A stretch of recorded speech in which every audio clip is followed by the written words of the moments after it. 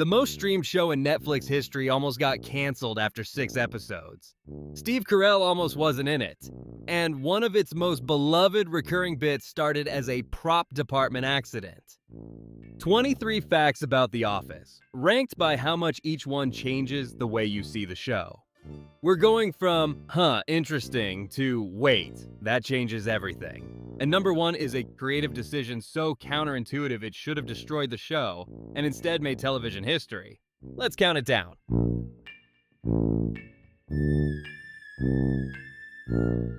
Number 23, Scranton was chosen as a joke. The writers picked Scranton, Pennsylvania almost at random. They needed a mid-sized, unglamorous city that felt like nowhere. NBC executives assumed nobody would care. Scranton's actual residents cared so aggressively that the city became a legitimate tourist destination. There's an official walking tour, and the Lackawanna County Visitors Bureau credits the show with millions in tourism revenue.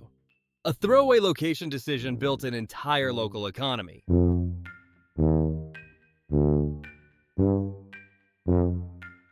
Number 22, the documentary crew was unexplained until it wasn't. For 8 seasons, a documentary crew films every moment at Dunder Mifflin and no one seriously questions it. Creator Greg Daniels deliberately left it ambiguous, treating the camera crew as furniture everyone had simply accepted. Then in season 9, boom mic operator Brian becomes an actual character, and the show reveals the crew has been filming a 10-year retrospective documentary. 8 years of mystery, 1 season of answers. The ambiguity wasn't an oversight, it was a long game. Number 21, Rainn Wilson almost didn't audition. Rainn Wilson read the script, assumed the American adaptation would fail like every other British remake attempt, and initially passed on auditioning. His agent pushed him to go anyway. Wilson went in and played Dwight completely straight. No winking, no irony, no self-awareness. His commitment to treating Dwight as a serious person, not a cartoon, is the entire reason Dwight works. One almost skipped audition, one of television's great comedic performances.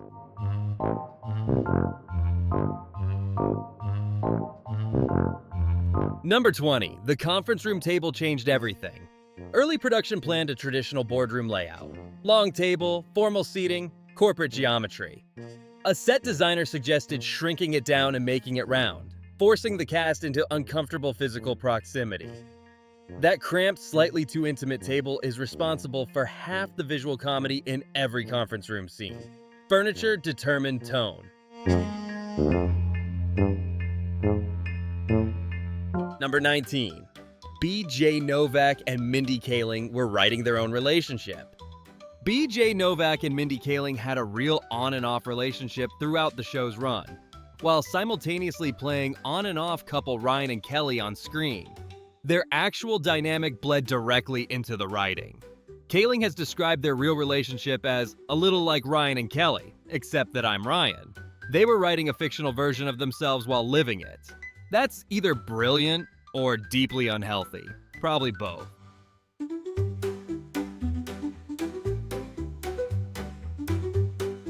Number 18. The pilot was almost a scene-for-scene copy.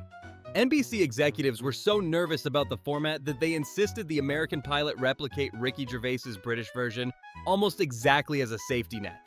Test audiences were lukewarm. Critics were dismissive.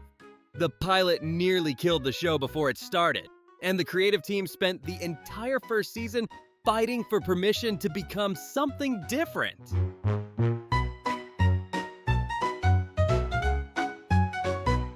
Number 17. Jim's prank props were actually real.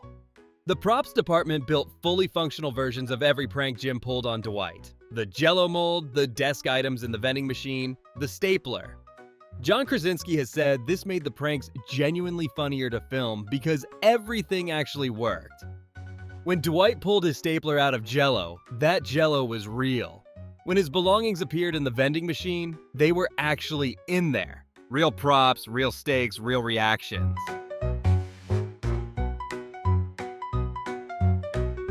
Number 16. That's What She Said almost got cut. Michael Scott's signature catchphrase almost didn't survive the writer's room. Several NBC executives felt it was too crude for a network comedy and pushed to remove it during development. Greg Daniels fought to keep it, arguing it revealed something specific about Michael's arrested emotional development. The executives lost. The phrase became so embedded in American culture that it appeared in a Supreme Court filing in 2011. NBC almost killed their own legacy.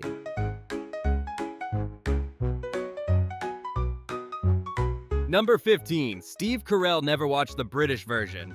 Steve Carell didn't base Michael Scott on David Brent. He deliberately avoided watching the British version so he wouldn't imitate Ricky Gervais. Instead, he based Michael on real bosses he'd actually worked for, people with genuine delusions about their own charisma. The key, Carell has said, was that Michael completely believes he's beloved. No self-awareness, no performance.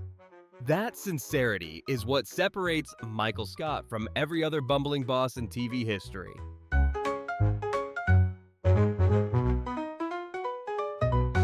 Number 14. Ed Helms' missing tooth was actually missing. In the episode where Andy Bernard knocks out his tooth, Ed Helms' tooth is genuinely absent. He's had a dental implant since his 20s, replacing a tooth that never grew in. For the episode, he simply removed it. No prosthetic required, no special effects. The production team discovered the implant during pre-production and wrote the entire tooth plotline around the real gap in Ed Helms' actual mouth.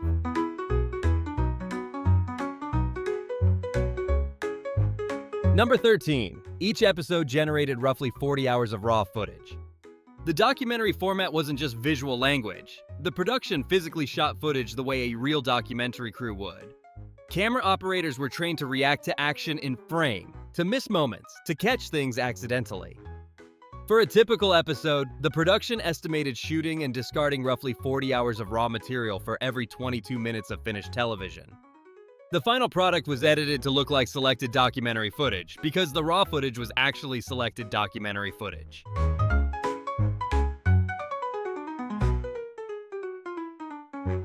Number 12. James Gandolfini was offered the boss role, but not Michael Scott's. The Gandolfini story gets misreported constantly, so here's what actually happened. Gandolfini was never considered for Michael Scott. Fresh off The Sopranos, he was reportedly offered the role of a replacement boss in seasons 8 and 9, a deal worth around $4 million that HBO allegedly paid him to decline, protecting the legacy of Tony Soprano. The show we got starred Ed Helms as Andy Bernard. The version nobody got to see had James Gandolfini running a paper company. Number 11. Pam's art wasn't painted by Jenna Fischer. This one circulates constantly as fact, but Jenna Fischer has addressed it directly on the Office Ladies podcast. She didn't paint those watercolors. The prop department commissioned an outside artist to create pieces that would feel authentic for the episode's emotional stakes. The vulnerability in that scene, Pam terrified about sharing her art, was a performance. A great one. But the paintings on the wall were made by someone else entirely.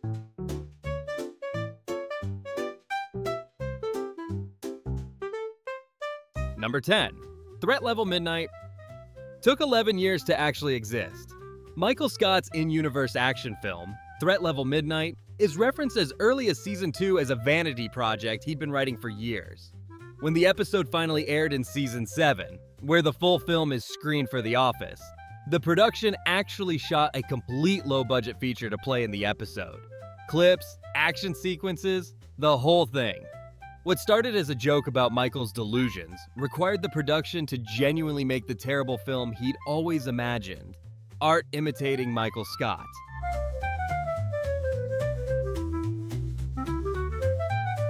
Number 9. The cast was sent to real office orientation. Before filming began, the production team ran the cast through a genuine corporate office immersion, real workplace protocols, paper sales basics, filing systems. The goal was physical authenticity. These people needed to look like they'd been doing this for years. John Krasinski has said sitting through the real orientation made Jim's boredom effortless to perform. He didn't have to imagine what it felt like to be trapped in a job going nowhere. He just remembered the orientation.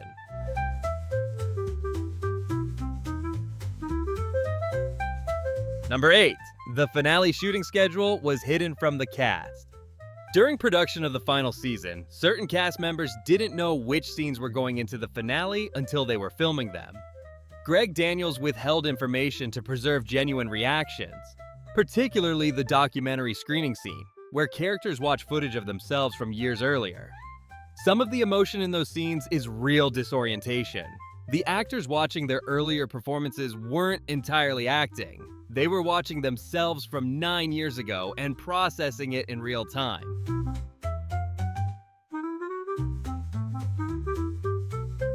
Number 7. Ricky Gervais almost shut it down. Gervais had significant creative approval over the American adaptation and was genuinely skeptical it would work. He reviewed early scripts and pushed back on multiple decisions, arguing the American version was too soft, too optimistic, too unwilling to let Michael be truly unlikable. Gervais eventually stepped back and granted the team creative freedom. But the tension between the British everyone is awful philosophy and the American everyone is redeemable philosophy defined the show's entire identity. The version you love exists because two opposing visions fought each other.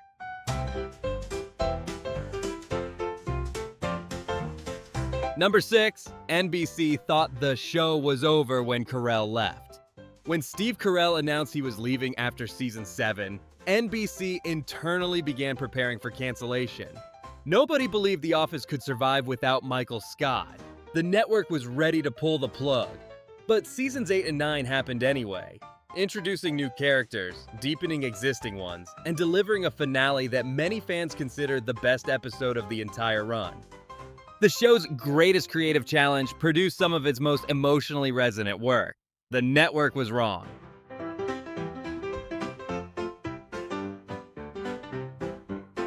Number 5. Michael Scott was almost much darker. Early drafts of the American pilot included significantly harder material. Workplace harassment played more aggressively, Michael's behavior more genuinely threatening, the office atmosphere more hostile than uncomfortable. Test audiences rejected it. The team recalibrated. Michael needed to be someone you'd hate working for but love watching. Get that balance wrong by 10% in either direction and the show collapses. They got it right by the skin of their teeth.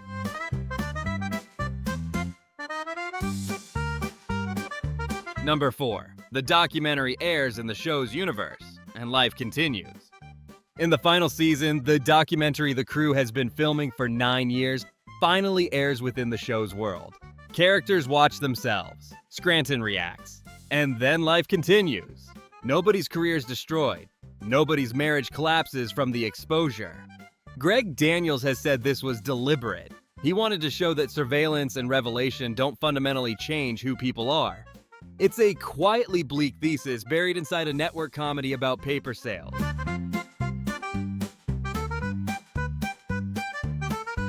Number 3. The final cold open took 3 days. The final cold open, the entire cast gathered back in the office one last time, required 3 days of filming and coordinating schedules across 3 time zones. It was the most logistically complicated sequence in the show's history. Greg Daniels has said the hardest part wasn't the filming. It was stopping the cast from crying between takes because genuine emotion kept derailing every setup. They finally just filmed the crying. That's why it looks so real.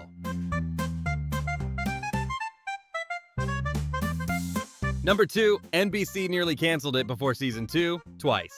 The Office's season 1 ratings were genuinely terrible. NBC came close to pulling it twice before the first season finished airing. What saved it was Steve Carell's summer blockbuster. The 40-Year-Old Virgin opened in August 2005 and became a massive hit. Suddenly, NBC had a star on their hands, and canceling his show looked like a bad move. The most streamed show in Netflix history got a second season because of a comedy about a man who collects action figures.